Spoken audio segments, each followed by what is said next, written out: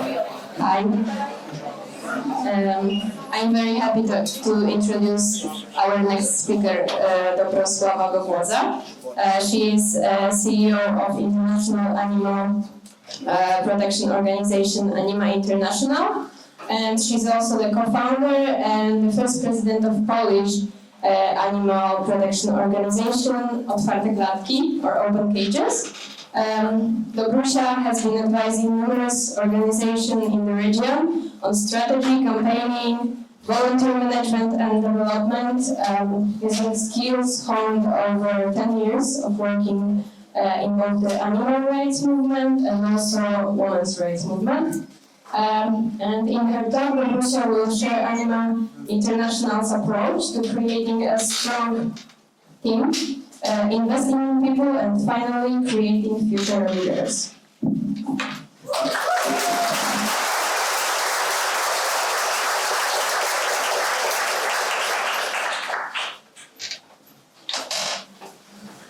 Hello, I'll start with saying that as usual, I'm stressed about my talk. I'm usually really stressed when I have to talk in public, and I like to say it because a lot of people are stressed before talking publicly, and they think that that's the reason not to speak. But it's just you just have to deal with it. Like, you're stressed, but it's not an excuse to share your knowledge and skills. And I believe there is many more people who are doing really great things who should try to share more of their ideas with people. I think this is how we progress as a movement, when our ideas are being shared. So I'm going to speak about one of my favorite topics, which is people in the organization. When we were starting our group in 2012, we knew nothing about basically anything connected to animal rights, and I think we mostly thought that we need to learn a lot about fundraising, campaigning, investigations, and maybe just details of factory farming.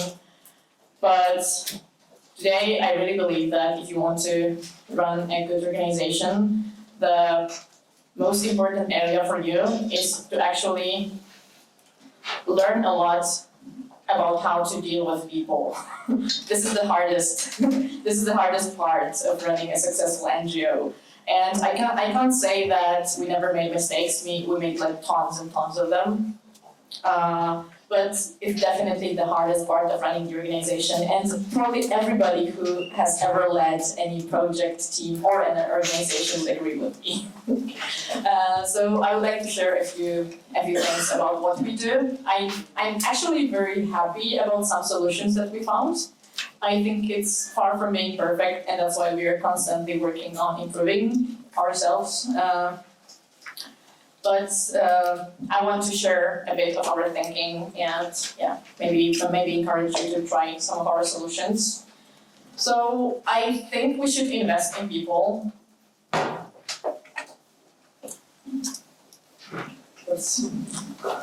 Because people, it's actually people that make organizations successful.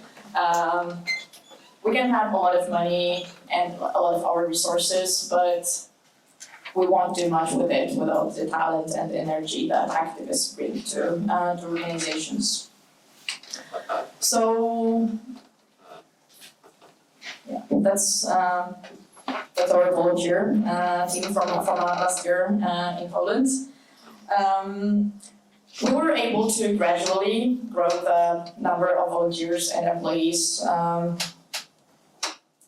Otwarte Klatki in Poland, and I'm really happy with the number and the energy we're getting from people. And when I think about the reason why people join and why they stay with the organization, of course, it might be also good to ask them. And there's a lot of volunteers from Otwarte Klatki here, so you can also talk with them, and maybe they'll agree with me, maybe not. But I believe that those are the foundations. And the first one is actually trusting people. I think we trust people a lot, and probably more than any other group I know of. It doesn't mean that they don't exist or something like this, but I think we are much open with what we do with our volunteers than any other organization, like animal rights or non-animal rights that I know. Our volunteers have access to a lot of information, a lot of plans, also a lot of challenges we are facing. They're like, whenever they want to, they might easily find out what are the major discussions in the organizations. They can ask questions about like what's the thinking behind the campaign, why we are starting something, why we are stopping something, and we're very open to those discussions. And you might think that this is very naive and that this might put us in trouble, and actually it already did. Because a few years ago, especially our group in Warsaw was infiltrated by people working for the fur farmers. So they were recording our meetings for 3 months and later published heavily edited material that was trying to present some story about us, working for some other industry, only being there for the money and things like this. And when this happened, a lot of people reacted, and I think that was a very reasonable knee-jerk reaction. A lot of people reacted by saying we should stop talking with people about everything. We should start asking people for, credentials. We should start monitoring much more who can enter the organization. And it kind of made sense, especially because, for me personally, that was a super traumatizing experience because I was the main target of the farmers. They were mainly trying to film me because as a president, trying to show me in a bad picture kind of impacts all the organization. So I feel that as a first reaction, it kind of made sense. But at that time, I was also reading a very interesting book by Bruce Schneier, and he's a specialist focusing on security. I totally encourage you to check his books, even if you're totally not interested in this issue. And he said something that I found very smart and valuable. The question to ask when you look at security is not whether this makes us safer, but whether it's worth the trade-off. So I started really thinking, what would be the trade-off of making the organization more secure? What would be the trade-off of stopping all the discussions with volunteers? Of looking at every new person as if they were a spy for the fur farmers or something like this. And then I kind of thought that I'm not willing to pay the price. I would rather risk such situations over and over than start treating people as they were spies. And I know that this attitude sometimes happens in groups.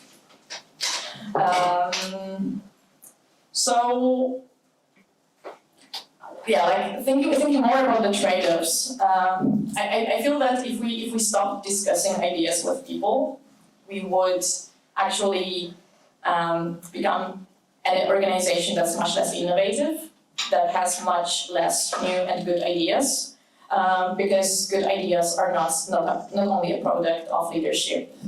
It's a product of basically everybody who is interested, engaged, and has some experience in the animal rights movement. And I feel that a lot of really awesome ideas and great campaigns. Untitled had very significant input from people who were not part of the leadership at all. So this is definitely something that I would never want to lose, even by making ourselves more secure. I also feel that we would have definitely less people in the organization, because if you don't trust people, people can sense that, and there's no business for them working with you if they don't, if they're not getting trust, if they're not trusted. I also think that trust is what gives people ownership. If we trust people, they actually become more responsible. It's kind of how it works. Like if you don't trust people, there is no reason to even try to be responsible and like really think through about everything that you do, because you're not being trusted anyway. So our approach to trust and transparency is, I say, quite radical.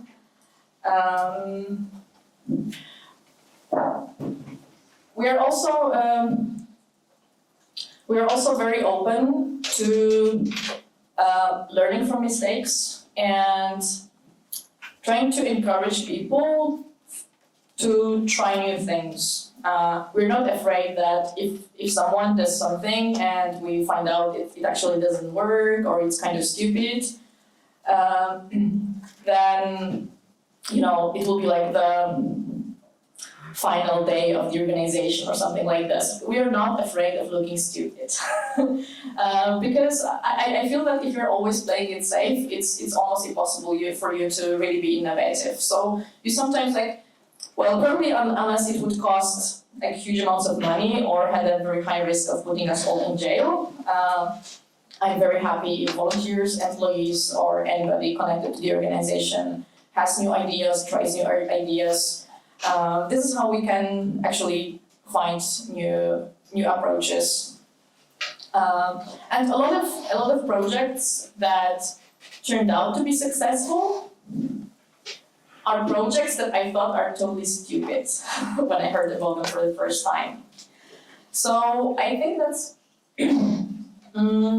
kind of another important value. It's something that I also had to learn. Like I feel that when I was starting in this organization, I felt that I know everything best. And then like year by year, I could see how many times I was not, I was wrong. And the person with those new ideas was actually right and their ideas totally worked. So I feel that if we don't trust people and we don't encourage them to try new things and to make mistakes and making it perfectly fine, you also don't provide leadership with this valuable learning experience. They are not right. And now every time I think something is stupid, I often don't say it. We try this, we tried this project, and often it turns out really, really great. And this is where I also learn. Like sometimes my perspective on things is not the best one. And another foundation of our thinking about working with people and developing people is really trying to have a long-term perspective. I feel that whatever we are doing today is probably less important to what we are capable of doing 10 years from now or something like this. Whatever you think about, it's still quite a new movement, compared to many other social movements. There are many regions of the world where animal rights movement is almost non-existent. So I feel that our major focus should be actually in training people and building the capacity of organizations and the movements in general.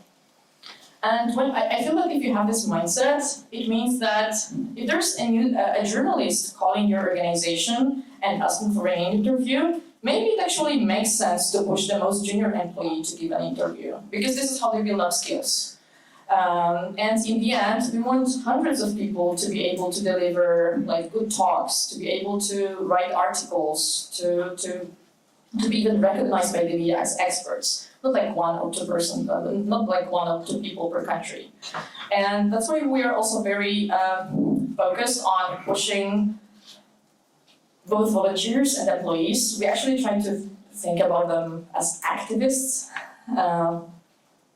to, speak at conferences, try new projects, go to the media, much more than we sometimes push the leadership of the organization. And I think this is basically how we slowly build up we don't treat the next interview in the media as if this was the last and final interview that will secure animal liberation or something like this. If this interview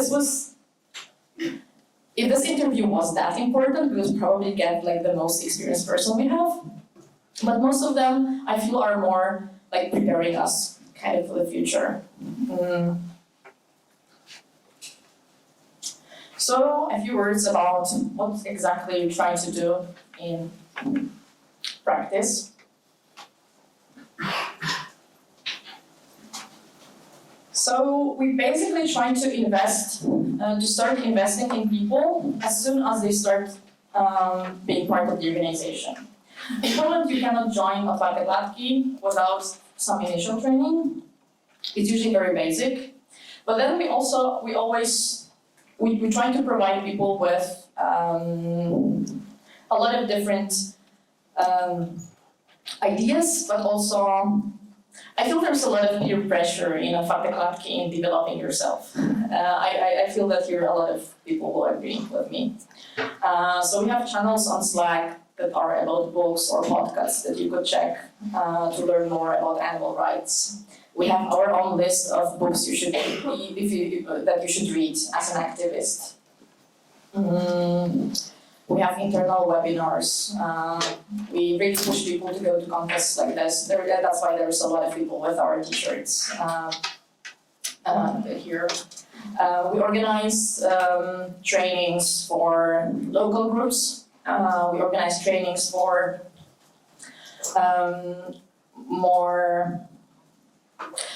so we will organize not only trainings for local groups in the sense that, for example, one employee goes to Katowice and has special training for the team in the city, but we will, for example, organize a meeting in a city for everybody in the organization that kind of works with the media, so they can get some advice from a journalist or something like this. Or we would have special meetings for everybody, all the volunteers working with plant-based campaigns, also with some lectures and some networking sessions. And this is a big part of our work.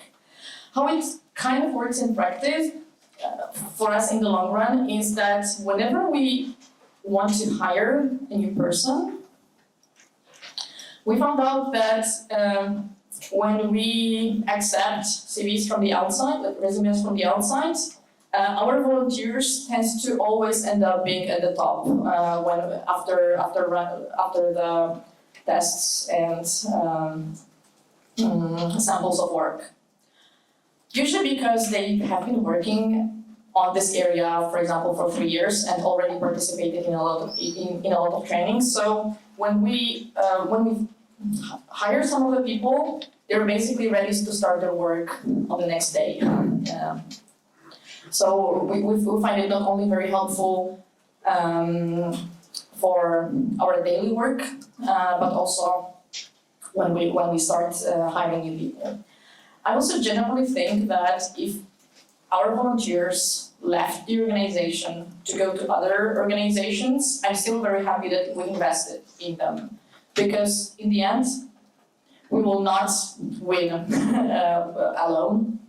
We can only win as a strong movement with a lot of organizations working on very similar issues. So we have a lot of volunteers who joined other organizations. We have a lot of volunteers who started their own vegan businesses. And if they can use any skills they learned in Otwarte Klatki, I'm very proud of it. I think it also means that we did a good job.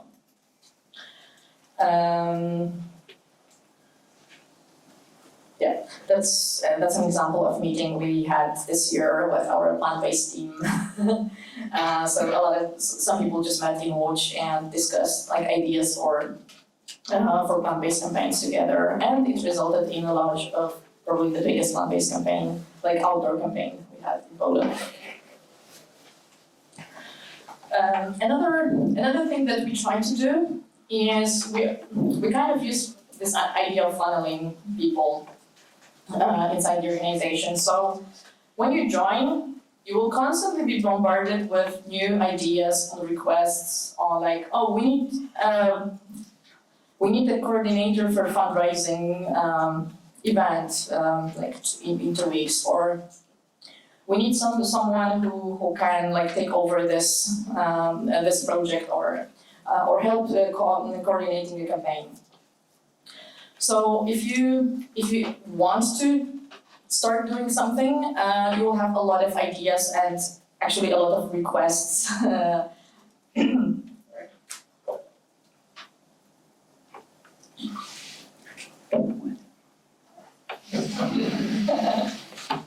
Yeah, you can barely see me from from the first row anyway, so I don't want to put other obstacles.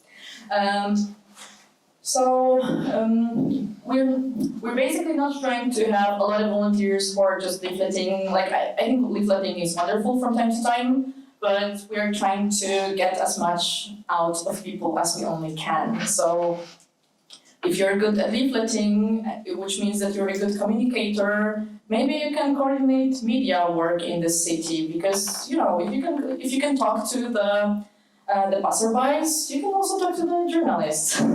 Or if you are good in writing for social media, maybe you can also start writing press releases. And then our media person will also teach you a bit more, and then maybe you can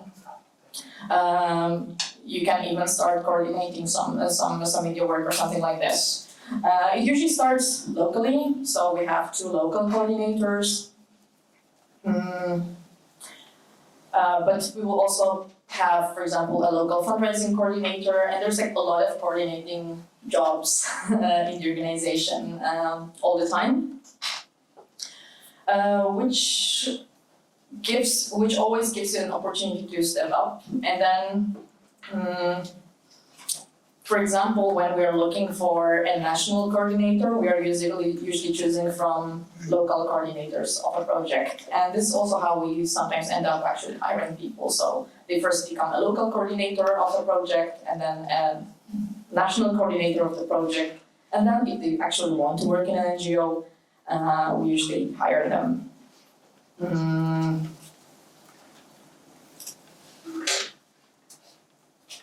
Yeah, so a lot of our work is organized in teams. This is a photo from the meeting of local coordinators. We decided to organize our work with volunteers around teams in the country, because we feel that when people have a group and a community and people they can really physically meet with every now and then, it actually makes them more engaged and makes them stay with the organization longer. So we are always trying to have a local group in the bigger city with at least 2 coordinators. We are trying to not have singular coordinator of a project whenever we can. And in this way, we also try to give more people some experience and with coordinating either the projects or work of teams. And I think this is super valuable. We also have normal volunteer coordinators. It's Anna and Marta. So they are 2 people who basically support volunteers and but they don't work with volunteers that much. They actually mostly work with volunteer coordinators in local cities. So we have this structure of there's a group and the coordinator, and then the national coordinator works with local coordinators and not with individuals. So in this way we can it's kind of like a web where everybody kind of is connected, and they're not all connected to only one person in the organization. We think that in this way it wouldn't make much sense, because the person couldn't actually even know everybody in the organization. And here, by organizing a lot of small group, I feel that we are much more successful in creating this feeling of connection.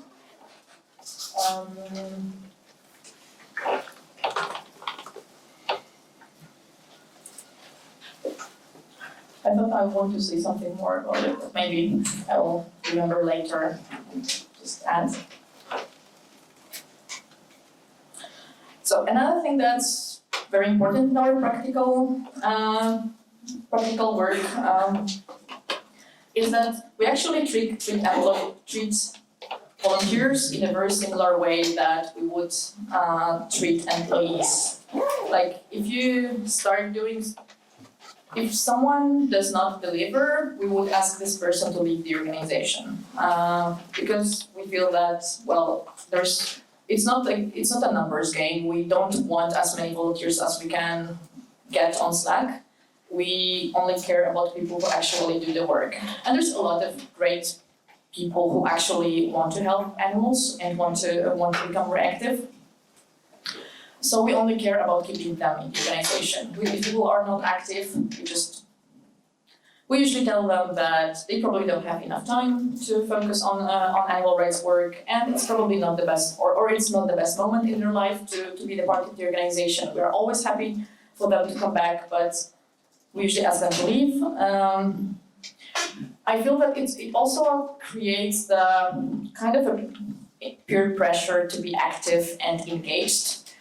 Because if everybody is engaged, then everybody feels they also should be engaged. And if you keep a lot of people who are not really helpful anymore, then you also teach new people who join the organization that it's perfectly fine to not do things and just talk and don't bring results on time or anything like this. So we try to keep the middle very high. And it kind of felt risky because it felt that by doing it this way, we can lose a lot of people, and it does feel risky, but what we saw is that it actually makes people more interested in staying. Because a lot of people who are actually serious about doing some volunteer work for animals might not want to stay in the organization that's only about meeting from time to time and then doing nothing for the rest of the week. If they want to help, they want to be in the organization that's actually doing stuff. So I feel that sometimes by not asking your volunteers to leave the organization, you are making the organization less successful, because the people who you really want to keep might be discouraged from staying just because the general feeling is that we're not really serious about it.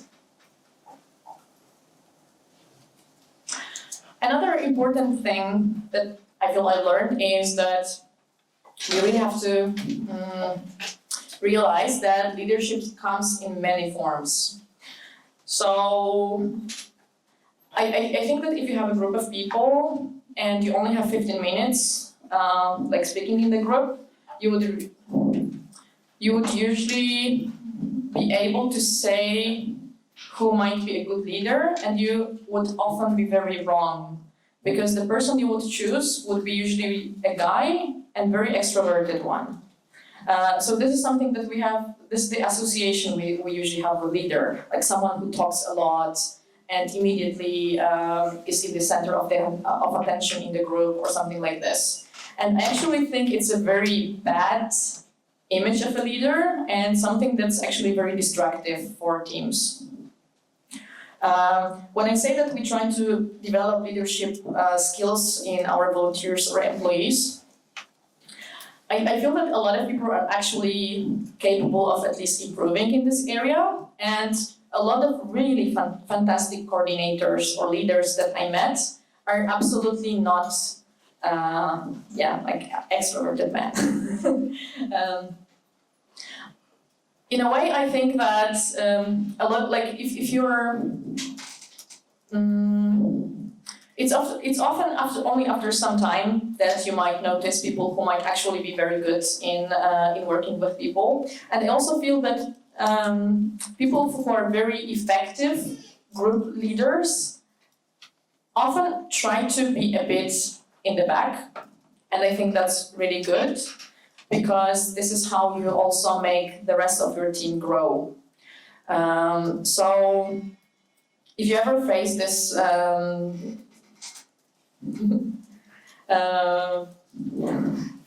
problem of finding a new person to manage a team or something like this, I feel that it's very useful to not use this first mental shortcut we might use when we think about leadership, which is choosing the most talkative person that tries to always be in the center of attention. I know that this is when you look at, for example, Donald Trump or many politicians, I feel that we have this association that this is what leaders should look like, but I don't think it's the right way.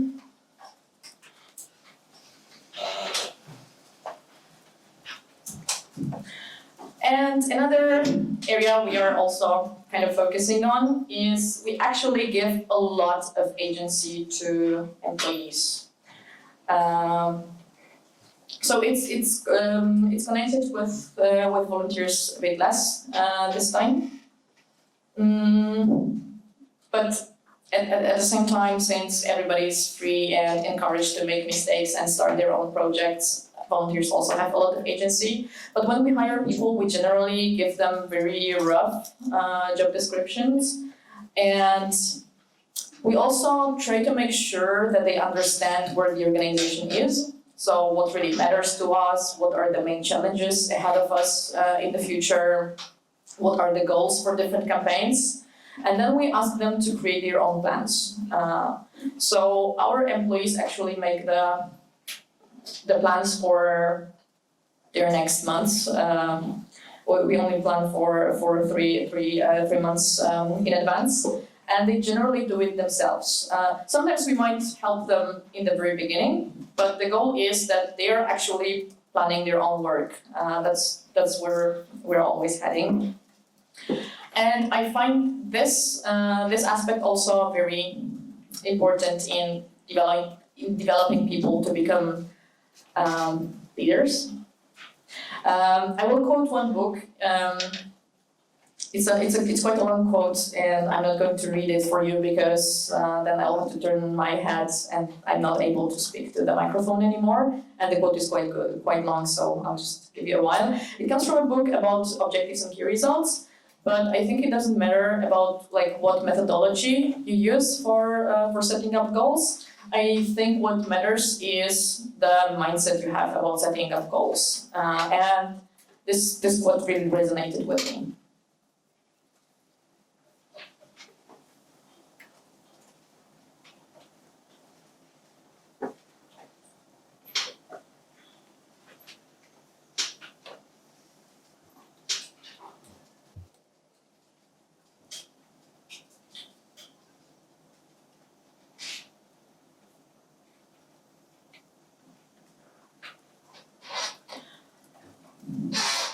So,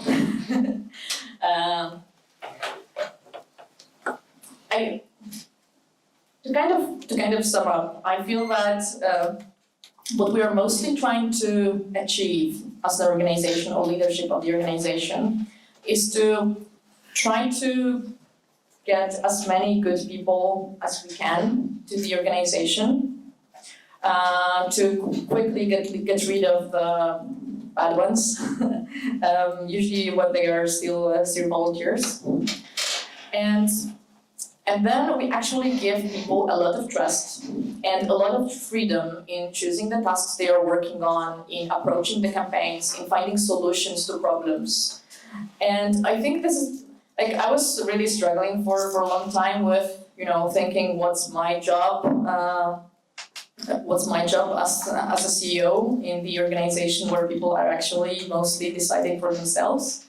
But I feel that my job is actually to make everything work so that all the people that we are attracting to the organization and training and keeping here are really free to use their skills and their intelligence to win the campaigns and to create really fantastic projects. So I feel that my job is to try to attract people and then try to find the best people we can and then just let them be themselves. Thank you.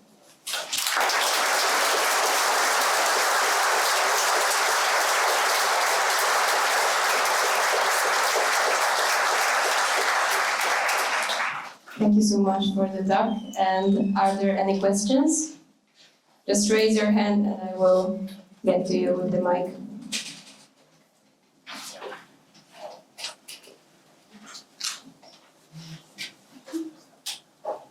So I can have a shout out to Julka because Julia is actually a really awesome volunteer coordinator in Warsaw. Yeah, and she just came to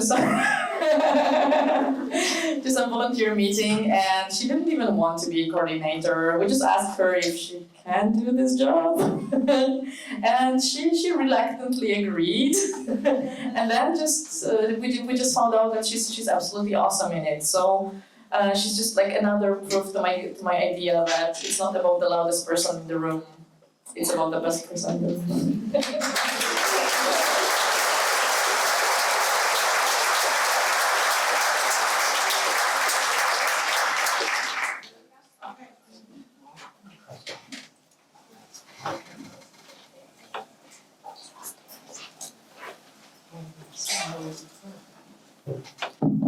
Yes. Thank you so much. It was a really excellent talk, and I think that's definitely something we need more and more of in the movement. Just a curiosity, I think you got it locked down probably, but I really like what you're saying about letting people evolve and this peer pressure to always keep evolving. I'm just thinking we're a bit of a sensitive bunch in our movements, and there's already a lot of pressure internally as well to keep performing. You have this counter in your back of your mind of animals being killed every second and all that. So I'm just thinking, how do you strike that balance? Because people are so passionate, they invest all their lives in it. How do you make sure it's not too much, or is it just like weed out the week and then we just have a rest? Just curiosity. Okay, so I would say that people are also free to choose what, like if they develop, they are free to choose what they want to develop, and our employees are given paid time to read and, I don't know, attend conferences or things like this, but we are actually even trying, like, especially if people are working in the areas that we recognize are pretty stressful, which is both investigations and, for example, corporate outreach. We actually encourage them to choose something like, I don't know, psychological resilience as the area that they develop. So I think that in a way, being much better at resting might be this area that we might even pressure you to focus on as a part of your development. I don't think that development always has to be in the sense that, oh, I have to become a better, I don't know, social media specialist or something like this. We actually try to make people generalists. Like when we started the organization, we were mostly doing investigations. Now it seems that the corporate outreach is the next big thing. So we don't know what we are going to do as the organization in 5 years, because our enemies are also learning. So the tools that we are using today might be super ineffective tomorrow. And that's why we also, we kind of encourage people to not only focus on their own thing, but also to just grow overall as people. And we really push them to become better at, you know, having vacations. I did not have very good vacations courtesy of Anima charitable waiters this year.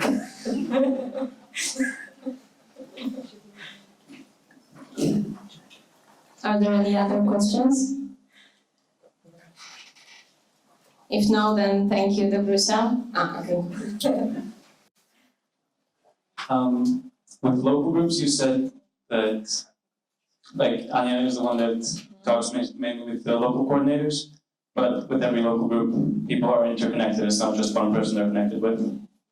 But how is that not being connected with just one person? Like, if the local coordinators only talk with Anya, and the local coordinators with each of their own teams, how is that not? Because we try to organize it in such a way that people don't only have this like city mentality, like we're from Krakow and we don't care about anything else. We try to make everybody not like do things locally. For example, fundraising events, or I don't know, fur protests, or corporate outreach type of protests. But for example, if you are, let's say you're from Krakow and you're organizing fundraising events, you will also participate in meetings and calls and trainings with all the fundraising people in the organization, like together with employees and so on. So we try to get people active locally, but also connect them to a lot of people in the organization. And also everybody's on Slack. So all our volunteers and all our all our employees are on Slack. Also, basically, I feel that we never had a problem with like promoting someone to manage a team, because I think every single employee that we hire already has experience in running groups, because everybody was either a volunteer coordinator or a fundraising coordinator in a city. And now when they are employees, they're also kind of running teams. So for example, if we are hiring someone to do corporate outreach, they would also do a lot of work with volunteers. So that we try to engage them in everything we do in the organization. And that's why I feel that we build the leadership skills in people like all the time. Thank you.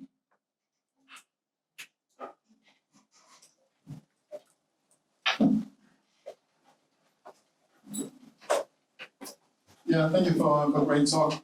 A comment to what David said as well. I think the self-development is, we see it kind of as a part of the work that people do, so it's not so much, something on top or extra. We see it as a core part of the work that people do. So it's more about when people get into animal rights, they kind of tend to lose interest in everything else because it's so important to them. But the most important thing one of the really important things is to keep people curious, because as long as you're curious, you're able to stay innovative. So that's kind of part of the idea, as I understand it. Yeah.